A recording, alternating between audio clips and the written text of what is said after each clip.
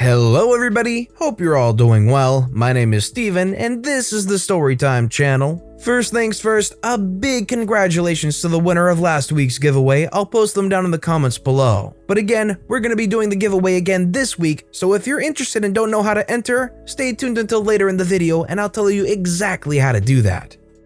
That said, let's jump into our first story of the day by toastisuseful. Give us more money or we'll evict you. Go ahead.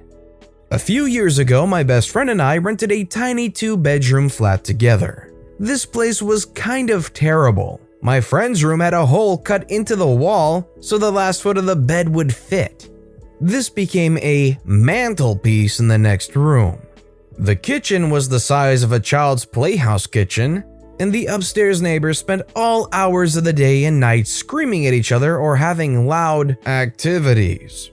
But we were mostly happy because we were overliving with 6+ other people. We paid £75 a week each, plus bills for this place, which was pretty standard for a 2-bed flat in our area.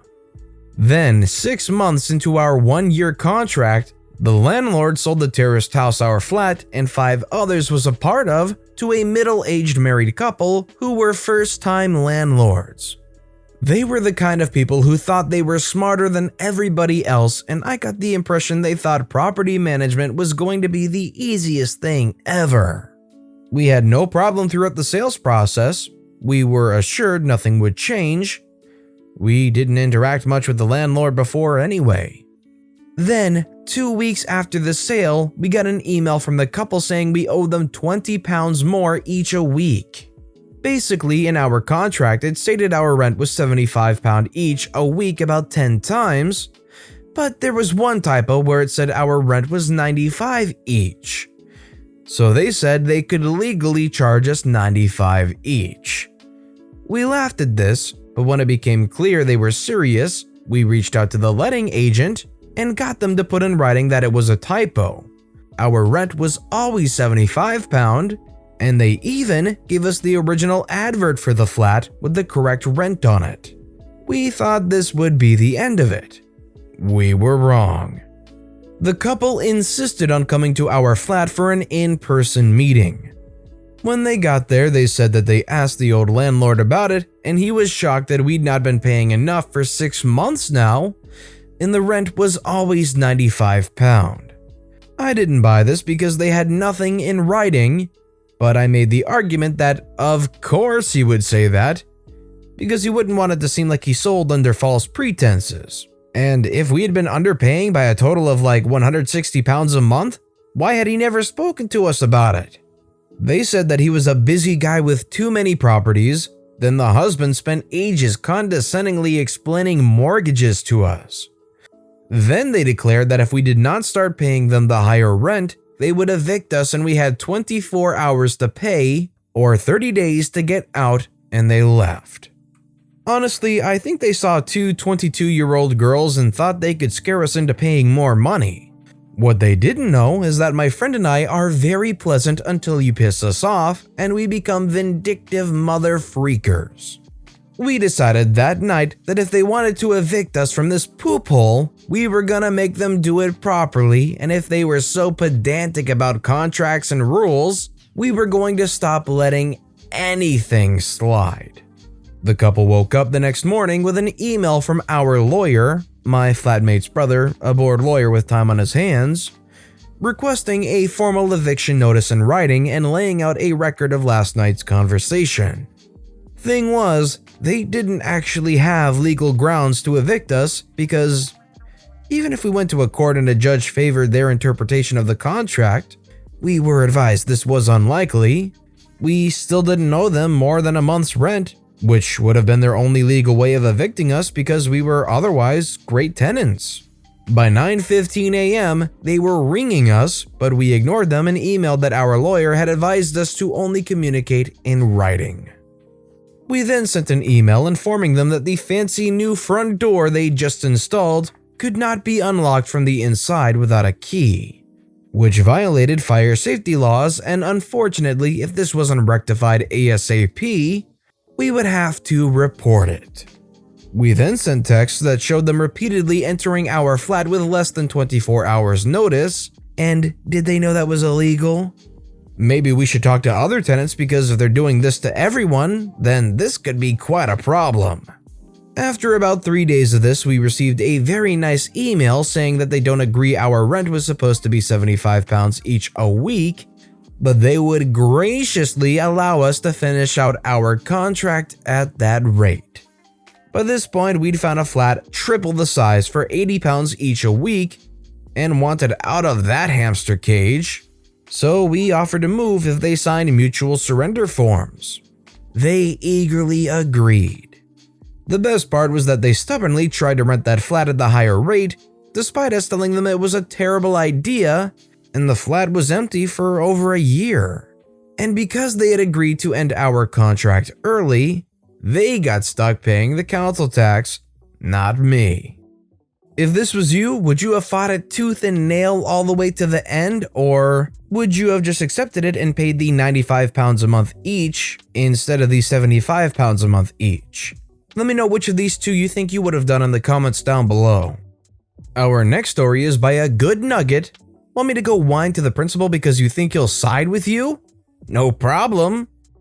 So this happened back in high school, but I still think about it and smile.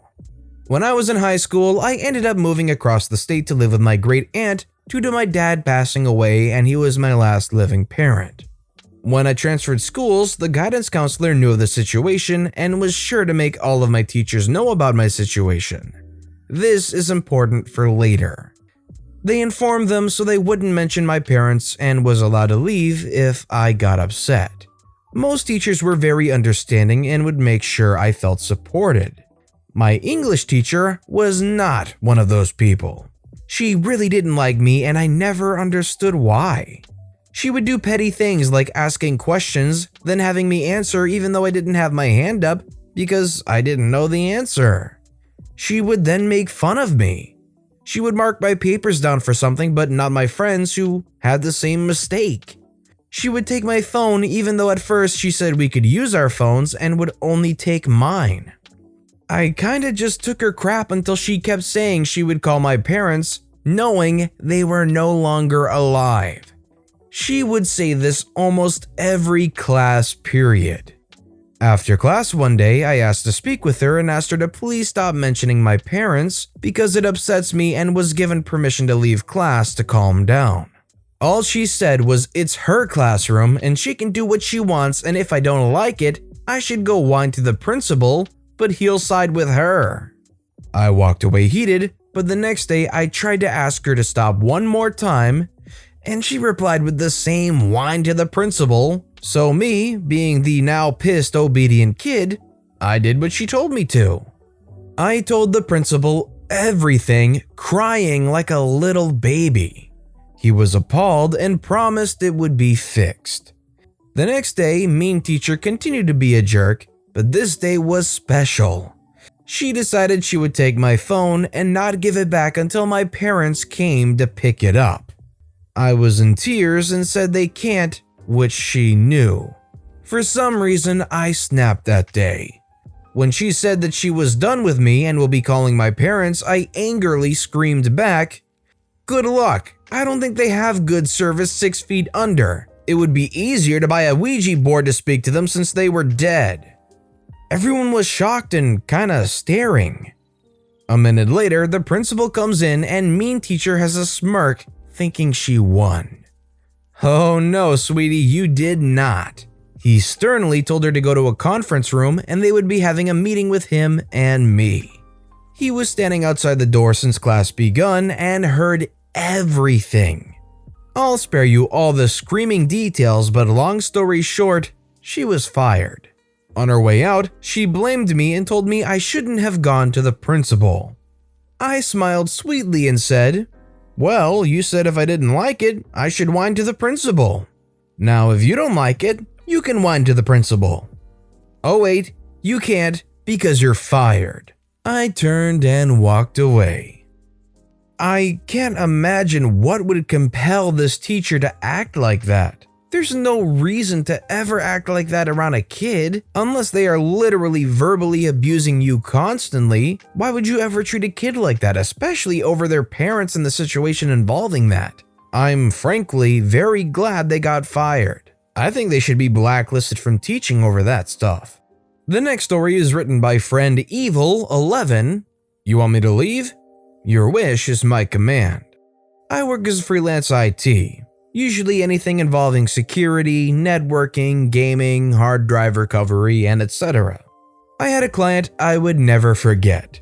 He had a 10-year-old PC with 20 terabytes of data, 2 terabytes times 10 drives, and he requested from outside the country for me to fix his slow PC. I fixed it by removing the bad sectors and cloning the hard drive to another hard drive. Took around 4 hours and did it for free of charge since he knew a friend of mine. 2 years later, he comes to my country and took his PC with him. This time the PC was extremely slow. Couldn't even access it online, so I went to his place and take a look. It was obvious he paid good money when he bought it. Unfortunately, a big mistake was not taking precautions before packaging it and shipping it. Video card fan destroyed, 5 hard drives damaged, CPU AIO unplugged, and some kind of moisture on the motherboard. The best part is he had 32 gigabytes of RAM, 16 by 2 gigabyte, and one of them had an issue. I told him not to bother with it and sell it because it would take too long, and even if it's fixed, it won't last much longer. He told me he wanted to fix it and money isn't a problem. So I replaced the 5 hard drives and recovered the data, found the faulty memory, fixed the fan, cleaned the motherboard, and AIO was easy. Anyway, after a week of work, which OS would you like to install? What? Why? You recovered the data, so the OS should be fine. Unfortunately, I can't clone a damaged hard drive. You did it last time.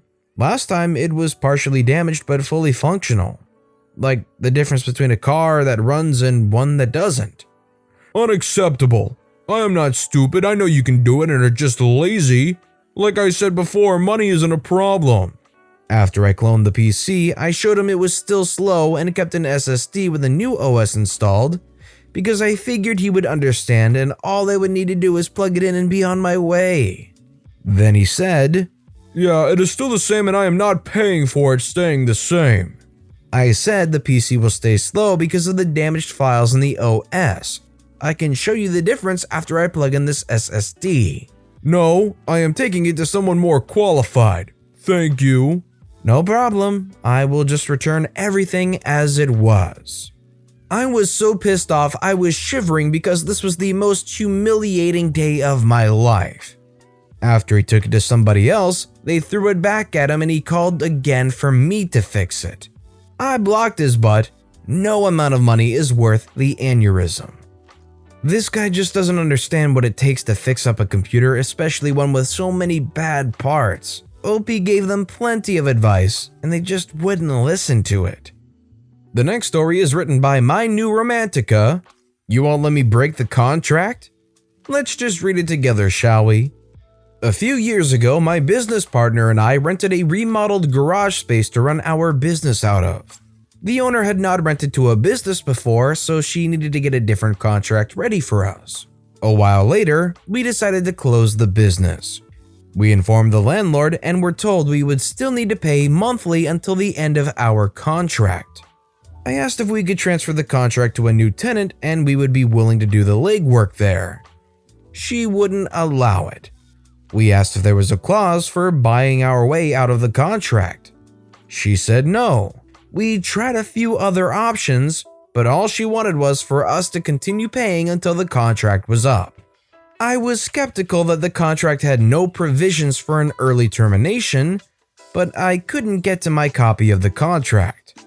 It was stored somewhere safely off-site. So I asked her for a copy and she obliged. While on the phone discussing our options, I noticed that because she had to find a new contract for us since we were a business, not an individual, she hadn't proofread as well as she thought. I read a few paragraphs of the contract she provided that clearly states that our contract is month to month, not annual. So she got notably irritated and swore that was the wrong contract. I pointed out that the contract she sent had both of our signatures on it, and she is welcome to take this to courts if she feels that is necessary. We never heard from her again until we had to drop off the keys. I can only imagine the satisfaction that comes out where you're reading over this contract and you catch that one clause and you know you are safe. So quickly now, I just want to give you info on the giveaway. So if you want to be in with a chance to win $30 in Amazon gift cards, all you have to do is leave a comment pertaining to something you saw in the video on any video we upload this week, and I will pick a winner from a random video on Sunday night after the last video has gone out and announce it on next Monday's video. So feel free to comment on every video from the week to better your chances of winning. Again, I do want to stress that the comment has to be related to the video, so you can't just leave a random comment and expect to win. And whilst you're at it, why not like the video, because it helps more than you know. And our final story of the day is by Chairman-mao-ze-dong. Stupid job to keep me busy? Too easy. We just got back from a field exercise, Army. While we were there, my gunner ordered me to sweep the tank turret. Considering it was in the middle of the exercise, we were running on maybe a couple of hours sleep a day, and that turret was going to be dirty again in like 30 minutes. It was a pointless task. To make it more annoying, we had some downtime at the moment. So while he decided to take a nap on the front slope, he told my sleep-deprived butt to sweep. Fine, but you're not gonna like it. I took the backside of the brush and started vigorously scraping the mud off the turret right above where he slept. Dirt and dust started falling on him and he woke up, spitting dirt out of his mouth and sputtering, telling me, You don't have to sweep right there, dude, it's fine, just stop, you're good. He put that brush back and took a nap on the turret. Not too malicious, but very compliant. Thanks for coming to my TED Talk. I would be so frustrated if I was running on a few hours sleep. We were in the middle of our exercise and it was in the middle of downtime and they told me to sweep, a pointless thing to sweep up. Sounds like they were just trying to make you do work just to make you do work or something. But besides that, if you enjoyed the video, please consider giving it a like and subscribe and turn notifications on if you haven't. All of those things help the channel out so incredibly much. So no matter what you did, whether it was commenting, liking, subscribing, thank you all so very much for supporting me right here on the Storytime channel. That said, I hope you all have a wonderful day, and I'll see you all next time right here.